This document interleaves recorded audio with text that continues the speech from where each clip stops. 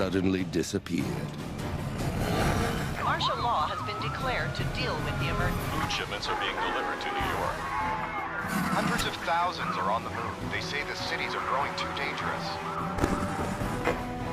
What might happen to our cities, our food, our very way of life?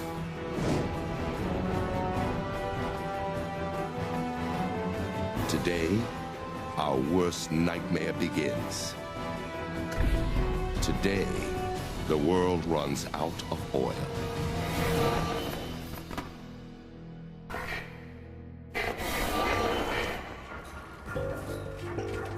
Oil.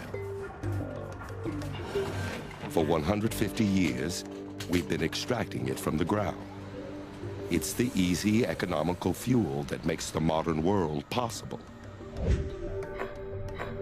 California, the Kern River oil field, a black underground pool that contains more than 500 million barrels of oil, enough to fuel America for 4 weeks. 1 minute from now, it's all going to disappear. Around the world, the same thing will happen. From Saudi Arabia to the North Sea to the massive tar sands of Alberta, Canada. All the oil that drives our cars, flies our planes, powers our factories, even the oil below the ground, is about to vanish.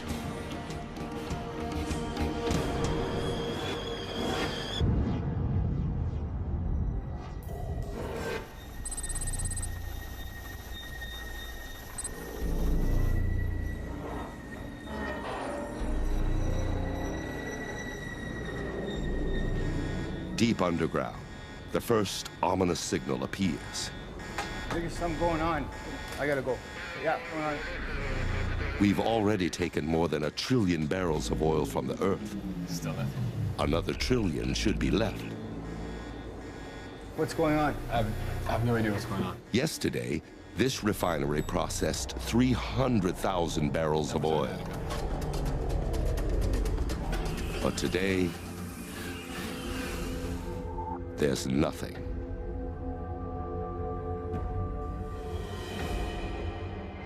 It's a crisis some predicted. Now, it's reality. And the world must react.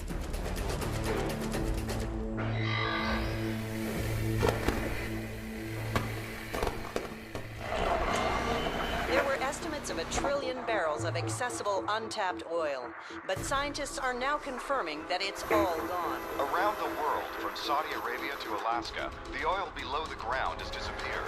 Oil companies say as much as 20 million barrels is left at their refineries, but Companies say it's not just our supply of gas, but diesel fuel, lubricants, asphalt, tar. All of the products that are made from oil will be severely affected if we can't find more oil. Thousands of tankers carrying millions of barrels of oil are on the move.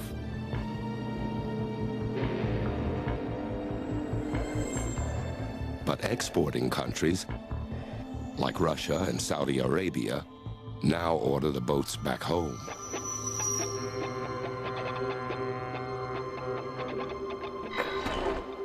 To the U.S., it's a huge blow. It imports more oil than any other country in the world. Every day, the U.S. produces over 8 million barrels of oil, but it consumes more than twice that amount. Now, we're 8 million barrels short and growing. There are reports of long lines at gas stations as people try to stock up. Expect 2 to 3 hour delays.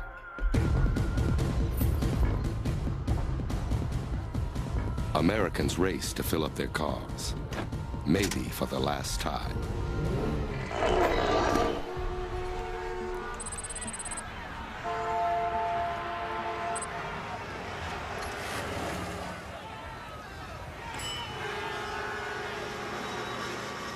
In 1973, the oil embargo caused some American stations to run out of gas. But this situation is far worse. Over 100,000 gas stations across the country are being pumped dry.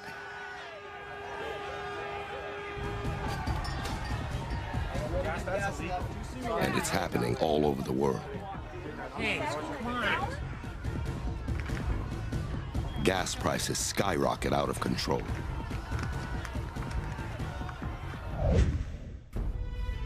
Many countries have oil in reserve.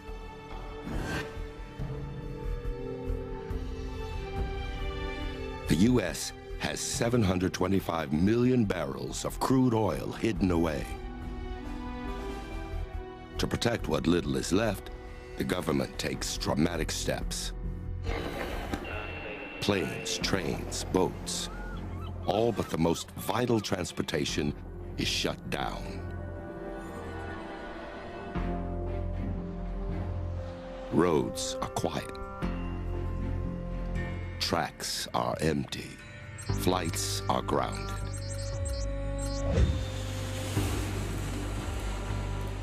The 4 million people flying today are now stranded. And so are hundreds of thousands of tons of cargo. Airports are chaotic.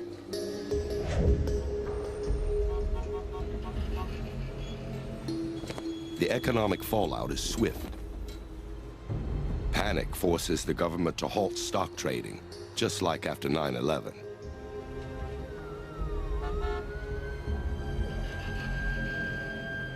$2 trillion of oil stock is now worthless.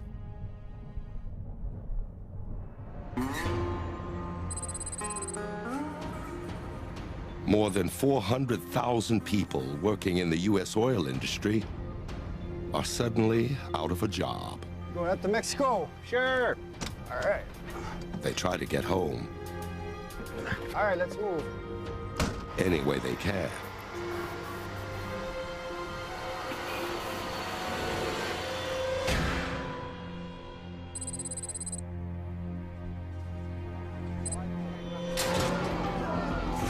Facing uncertainty about the future, thousands of manufacturing plants close immediately. Millions more lose their jobs. Oil is one of the most powerful, versatile fuels on the planet. It's made from dead plants and animals that are compressed and heated over hundreds of millions of years. It's in everything from toothpaste to lipstick, polyester to plastics. Now, it's all gone.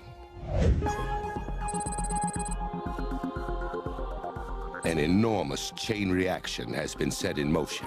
What's your name? Need a bed in your stat? Let's get him on the... Crippling every part of our lives. Okay, let's go. Our hospitals, our food, our power, and the crisis is just beginning.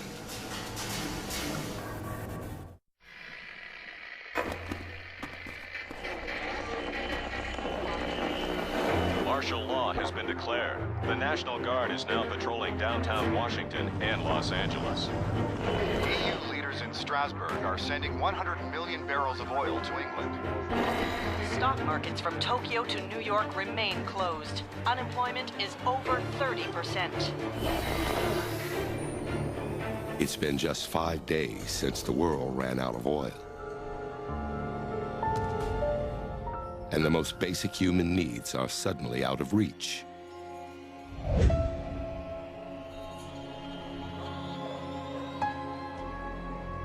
Food terminals across North America are closed. In California, each day, 1,300 trucks used to leave the state carrying fresh fruits and vegetables to deliver to grocery store shelves across the country.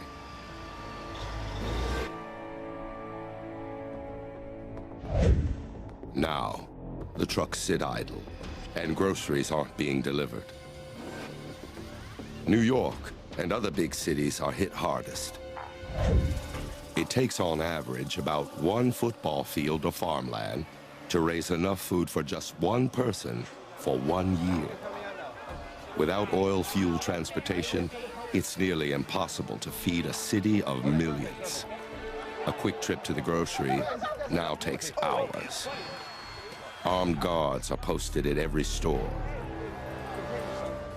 Before the crisis, 30% of fresh fruits and vegetables didn't make it onto shelves because of small imperfections. Now, everything is up for grabs. Almost a quarter of our produce comes from other countries.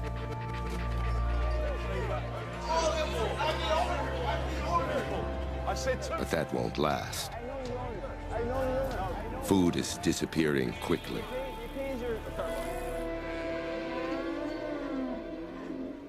Farms have too many mouths to feed. An adult cow eats 100 pounds of feed a day. A pig needs 8 pounds.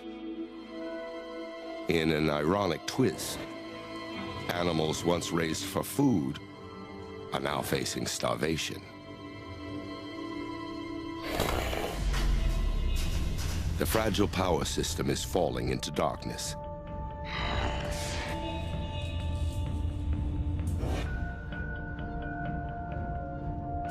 % of the world's electricity comes from coal-burning power plants. This plant in England burns coal that comes from as far away as the US. All of it arrives here by train. Each car carries enough coal to power a small town for a day. But without oil, the trains are no longer running. Blackouts spread across North America. Florida is hit hard. It relies heavily on electricity generated directly from burning oil.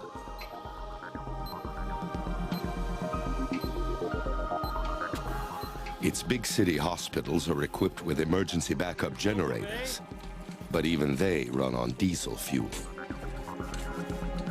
A Miami hospital is on its last tank of diesel. There's only enough to last 8 more hours.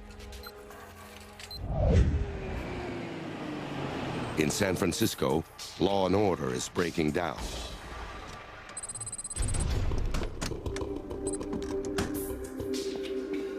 Under the cover of darkness, looters begin their work.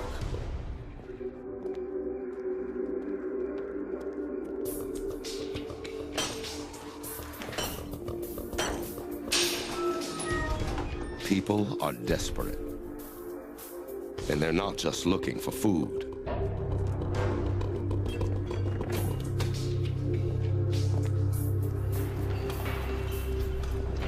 Grease. Diesel. Yeah. We can use this. Diesel engines can run on cooking oil, new or used. This is what we need. An average car needs around 10 gallons of gas to travel 300 miles. Liquid gold. Diesel engines are 30% more efficient. As long as there's enough cooking oil to go around, this truck and any other diesel-powered vehicle can stay on the road. Okay, I think we're almost.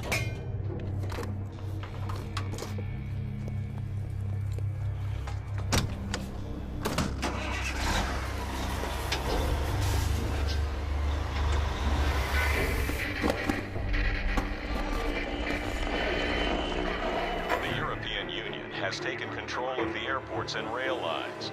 Rationing of fuel for emergency food shipments will begin soon in the hardest hit areas.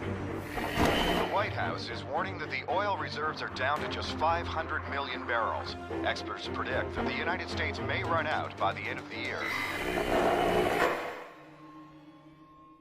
It's now 30 days since the world's oil disappeared. Governments around the globe take drastic action. They keep only the most crucial services up and running.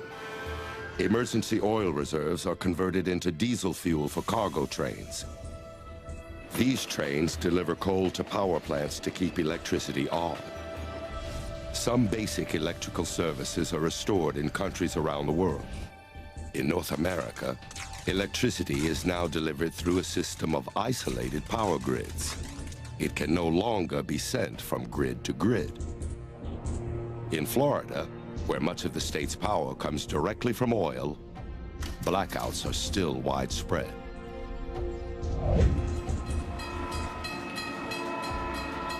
Emergency fuel gets passenger trains rolling again. But now, they're carrying food, not people. Transporting food is rapidly draining the world's emergency reserves. The U.S. only has enough oil to last another 11 months. Cars that once defined the country are in danger of becoming obsolete. There are over 235 million cars that run on gasoline in America. Imagine pushing your car for 20 miles. That's the power from just 1 gallon of gasoline. America needs cars. It's literally built to serve them. Half of the U.S. lives in the suburbs.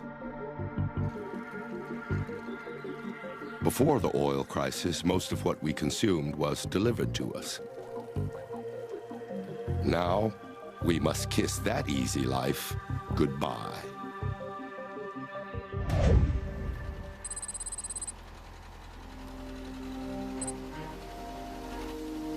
Americans are desperate for an alternative. In the Midwest, 400,000 farmers plant a new crop. These fields once grew different fruits and vegetables.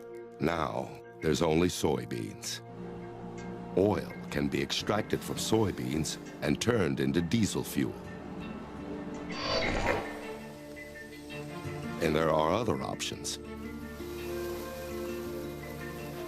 150 million acres of land is now devoted to growing corn for ethanol, a fuel alternative for gas-powered cars.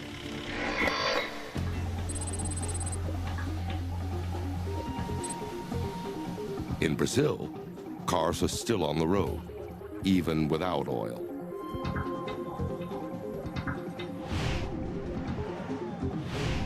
Here, cars and trucks are running on ethanol made from sugarcane. North America is decades behind. But there's still hope that the end of oil may not be the end of the line.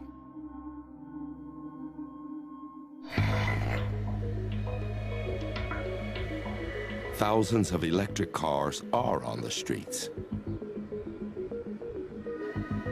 On a planet without oil, they could point the way to a new future.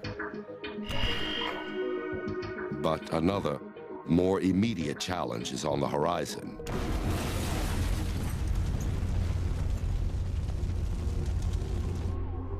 A dark and dangerous winter.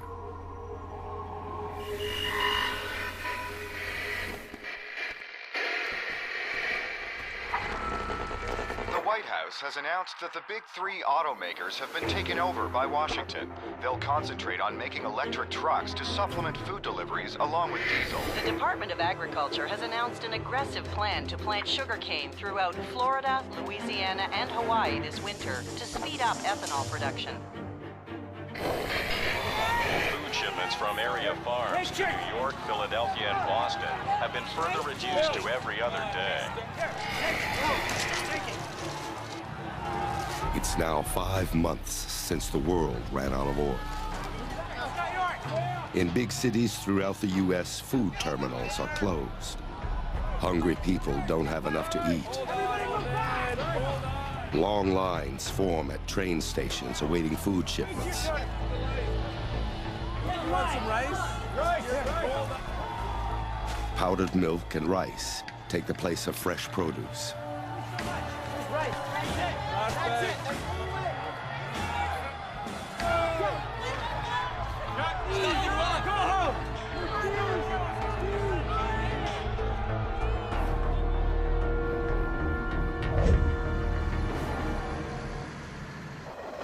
Coal deliveries, fire trucks, and other essential services are still receiving fuel from emergency reserves, for now.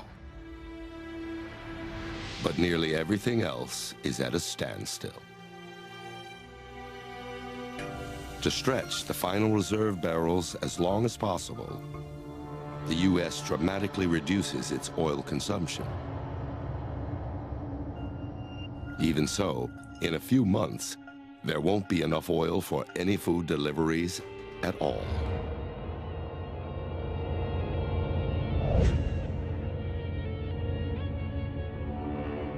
While food is still being brought in, garbage isn't being taken away.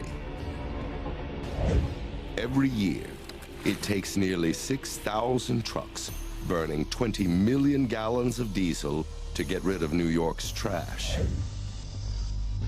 In this new world, garbage cleanup is a luxury. Even with blackouts, growing hunger, and a looming winter, North America is doing better than most.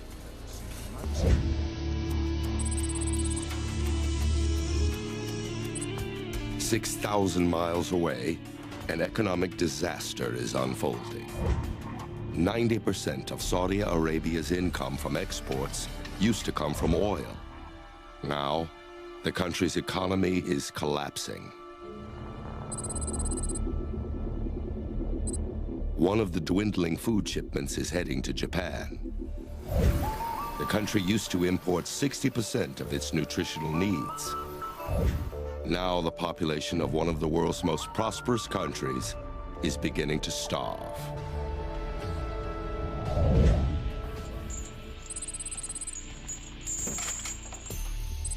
Back in the US, people are getting desperate, and they aren't waiting on the government for answers.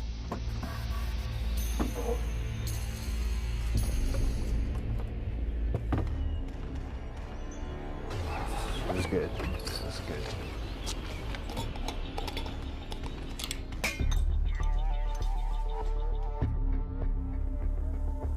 Garages and basements are now makeshift laboratories. Ready for next one?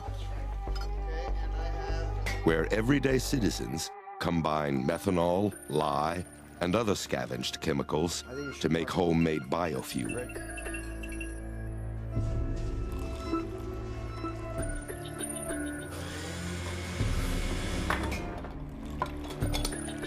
I think this one's ready and you can get... It's a dangerous gamble, but if it pays off, it could fuel an escape out of the city. All right, I need the funnel.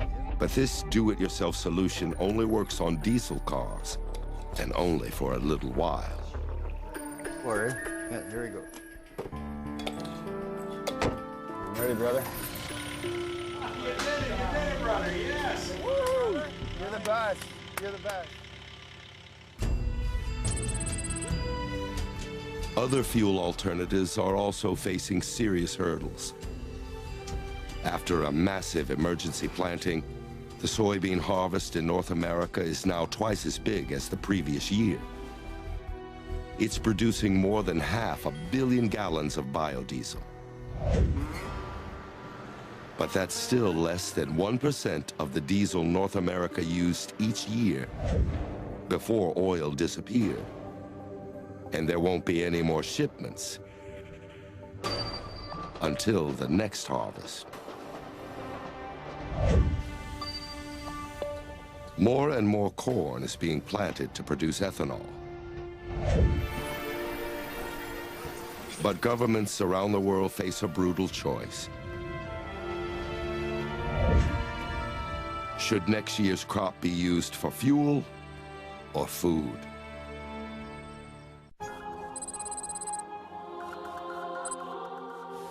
In a world without oil, hospitals are running out of critical supplies.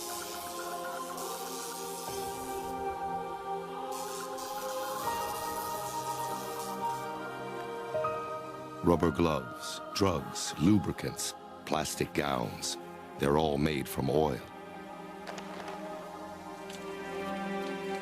Without them, drug-resistant infections are spreading quickly.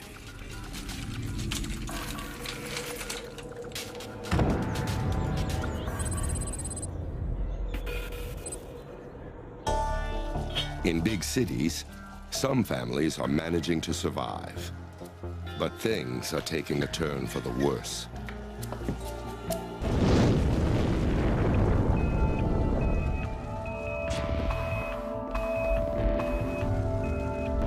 Electrical transformer fires that used to be a minor nuisance now spell major disaster.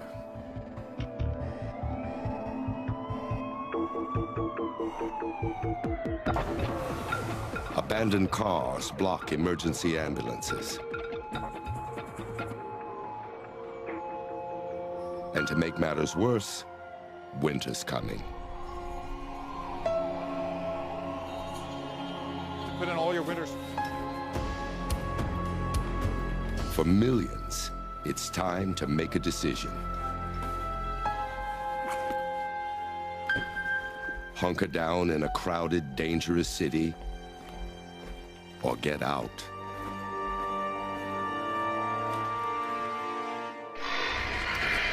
The exodus continues. Across America, people are fleeing the cities.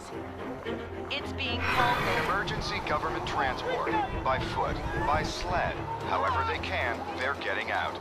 As the temperature plummets, hundreds of thousands of people are leaving. New York, Chicago, Detroit. They're heading Throughout Europe, the destinations are Spain, Greece, and southern France. All are being overwhelmed by desperate immigrants trying to escape numbing cold.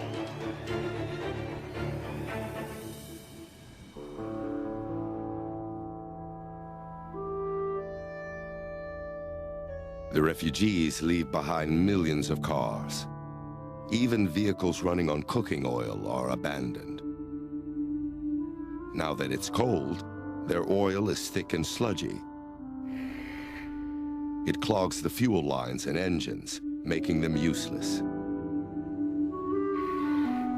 No people, no fuel, no food. Northern cities become quiet islands of concrete and glass, surrounded by ice and snow.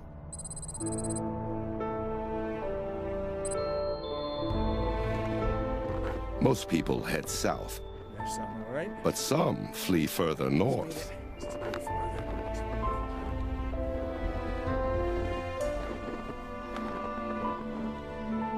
Cans of sliced They stockpile non-perishable food to get them through the cold weather.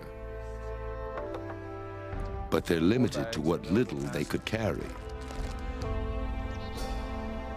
They resort to hunting and trapping food to survive.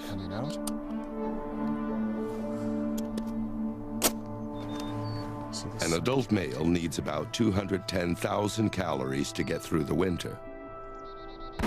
And this winter is going to be a long one.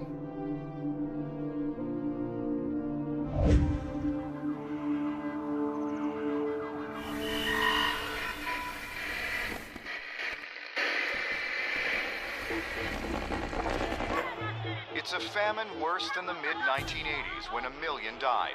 Experts believe the death toll could reach 20 million. The government has announced the emergency oil reserves have fallen to less than 250 million barrels. 2 of the 4 installations are... It's 1 year since the end of oil. The U.S. is increasingly isolated. West Coast ports that used to move nearly 2 million tons of material a day are now eerily silent.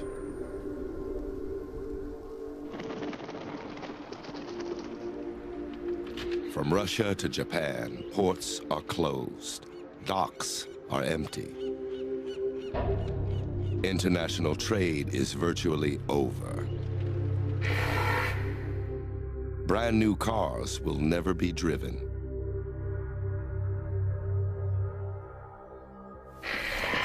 The world's military is defenseless against the oil crisis.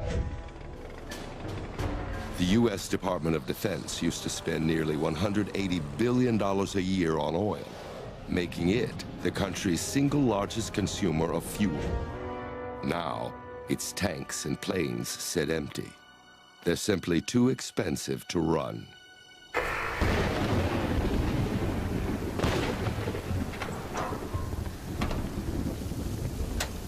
Emergency vehicles take priority. They now use simple conversion systems to run on ethanol to keep life-saving services up and running.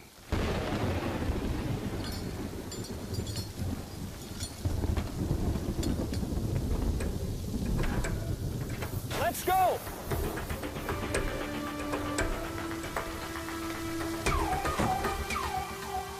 But plants grow slowly, and the demand for fuel grows quicker by the day. It's leading to tough decisions.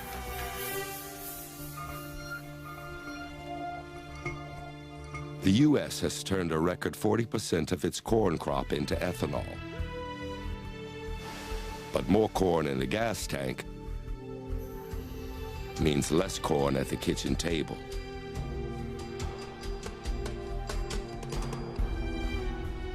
And the nation is hungry.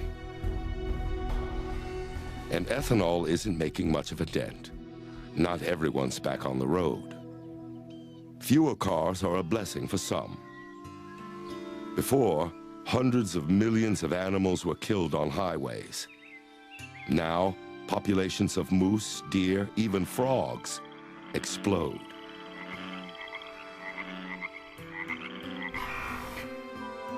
But farm animals aren't so lucky. Farms no longer get deliveries of feed. Farmyards are abandoned. Hundreds of millions of cows, pigs, and chickens die.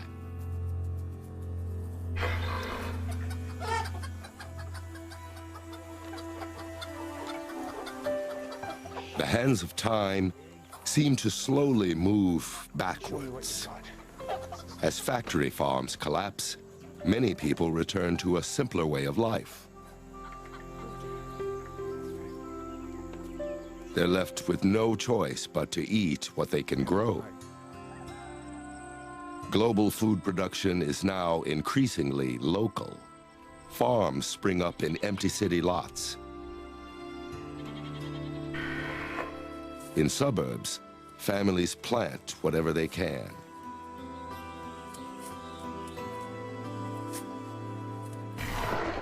A Category 5 hurricane has devastated Miami. Thousands are feared dead. When Katrina smashed into New Orleans in 2005, the cleanup continued for years. But in Miami, there's no fuel to rebuild. Without oil, there's no bouncing back from disaster. The influenza outbreak continues to rip through America. Los Angeles, Miami, Houston, all are still struggling. Quarantine zones are being created. The Center for Disease Control say the death toll may be as high as 200,000. I think this is serious. It's K1. K1. Hospitals are in high demand, but nearly impossible to reach. Come on, Ian. Some people have saved gasoline for an emergency trip like this. But there's a bump in the road. Hoarding gasoline doesn't work. The chemicals that once kept it fresh now degrade the gasoline. After a year, this fuel goes bad. What's going on? We gotta run. A world that was once so closely connected is falling apart.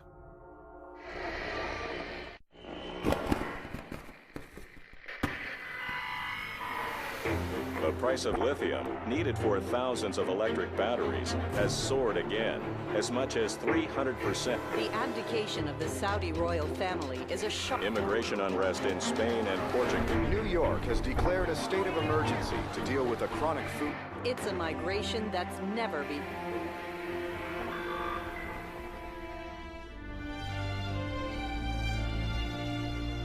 It's been 10 years since the world's supply of oil disappeared. Even out in space, things are changing. The oil that once sent rockets into orbit is too precious to waste. Almost 200 satellites, the backbone of our international communication systems, are becoming space junk. But back on Earth, one person's trash is another person's treasure. In a world without oil, discarded electronics are now a valuable commodity. Hey, Dad, look what I found. Hey, look, cell phone.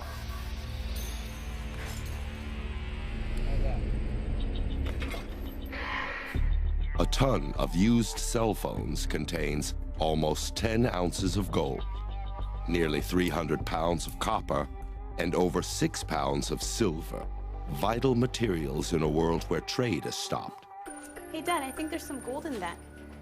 Oh, yeah.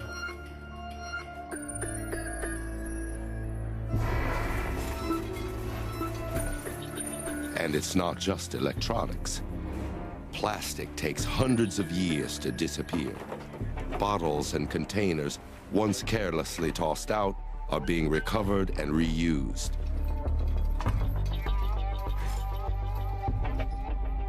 People are recycling in ways small and large.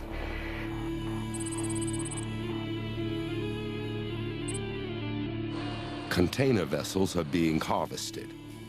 90% of a ship can be recycled, mostly for steel, a cheap raw material for building. But not all ships are being torn apart. Hundreds of boats are running on biodiesel. This ship is carrying the first delivery of lithium to North America.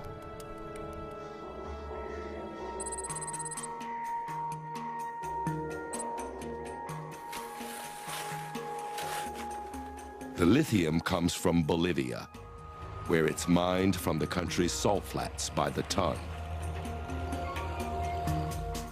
Lithium is the main ingredient in the most efficient electric batteries, and the world is hungry for electric alternatives. Bolivia's industry is booming. On a planet without oil, Bolivia is a superpower, the Saudi Arabia of the New World Order. But there still isn't enough biofuel to completely restore world trade.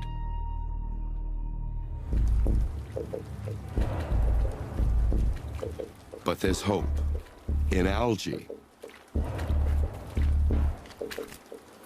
Algae can be processed into oil and produce 30 times more energy per acre than other biofuels.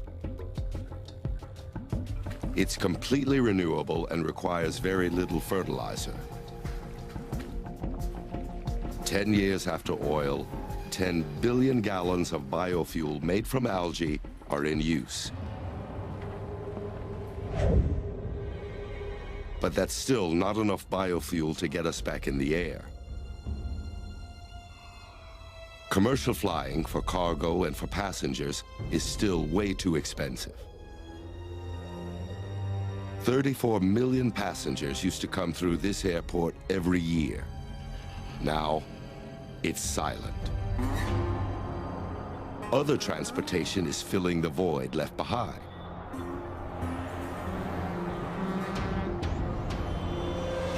Nearly 2 million cargo trucks are back on the road.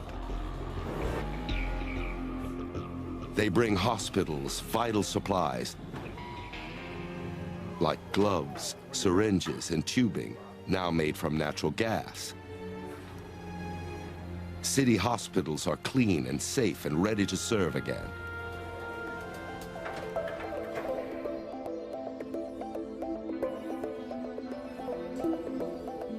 Back home, the modern house has gone through a revolution.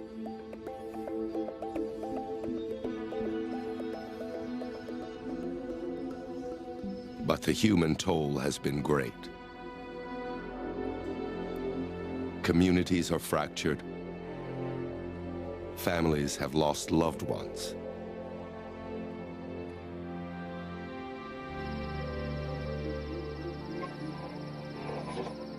experts warn that the levels of natural gas are dropping, and there are also warnings that we're rapidly consuming the global coal reserves.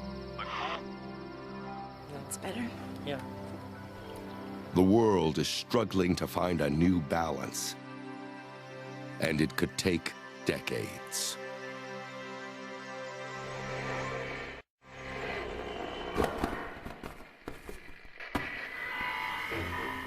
Hostilities continue as China expands its lithium exploration across the Tibetan border. Estimates are that as much as 400,000 tons... Annual census shows that L.A. continues to be the country's largest city, with some 20 million people in Los Angeles. It's the first flight of a jet entirely powered by biodiesel. The company says it's planning 6 transatlantic flights a year. It's been 40 years since the world's supply of oil disappeared. The skies are noticeably cleaner. No more oil-based jet fuel. No more car exhaust. No more factory pollution. In Canada, the US, and Mexico alone, 3.5 billion tons of toxic pollutants have vanished every year since the global oil supply ran dry. In North America, people are venturing back into northern cities. They're transforming the ruined roads and buildings. Abandoned apartments become greenhouses. People are farming in downtown New York.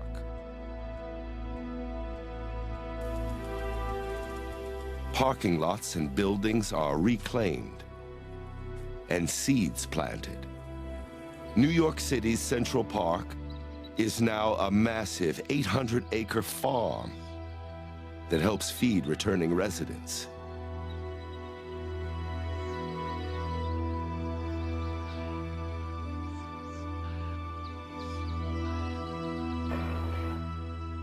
The days of mass food delivery to the suburbs are over. Stores are abandoned and forgotten. Gasoline is completely gone.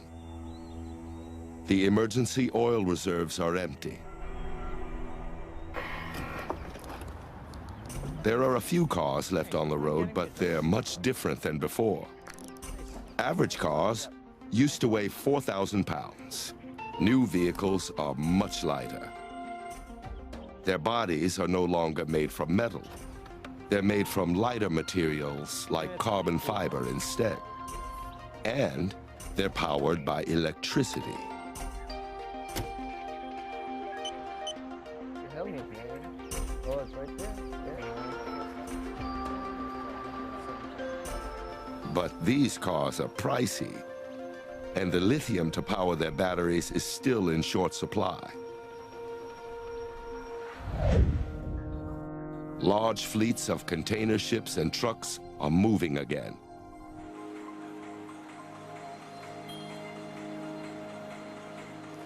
Thanks to algae biofuel.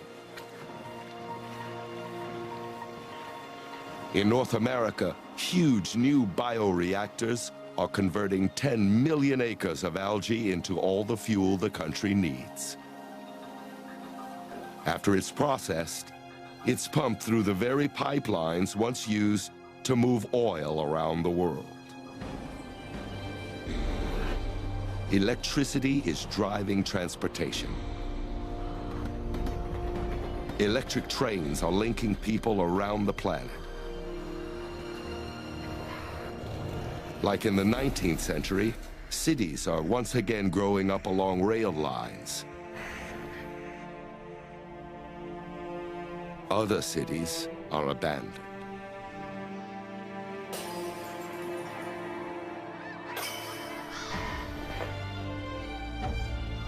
Oil fueled an enormous boom around the world. In just 150 years, it allowed the world's population to double, then triple. Food production exploded. World trade expanded. It was a wild ride, but someday It had to end.